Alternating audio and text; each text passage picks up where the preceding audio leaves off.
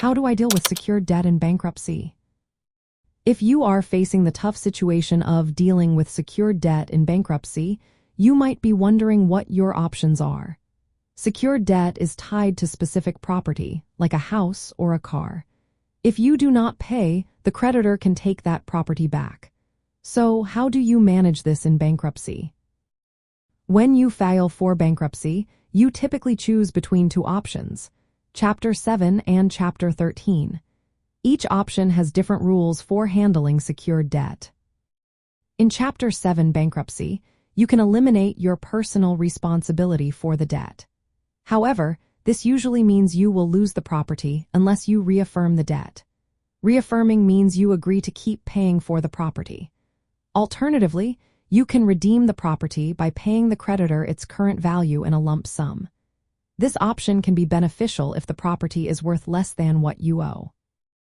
On the other hand, Chapter 13 bankruptcy offers more flexibility, especially for small businesses.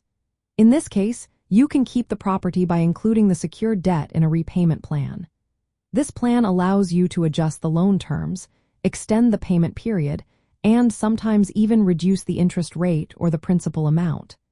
If the debt exceeds the property's value, the excess becomes unsecured debt. This unsecured portion may be partially or fully discharged at the end of your repayment plan. For small businesses, choosing between Chapter 7 and Chapter 13 depends on your goals.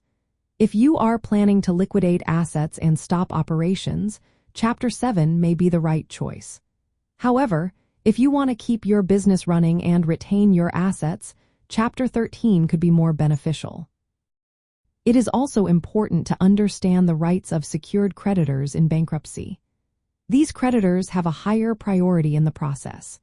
They are entitled to be paid from the proceeds of the collateral before other creditors. However, bankruptcy laws provide ways for debtors to manage these debts and potentially lessen their obligations. In summary, dealing with secured debt in bankruptcy involves understanding the differences between Chapter 7 and Chapter 13. Each option has its own benefits and challenges. It is essential to consider your financial situation and goals when making this decision.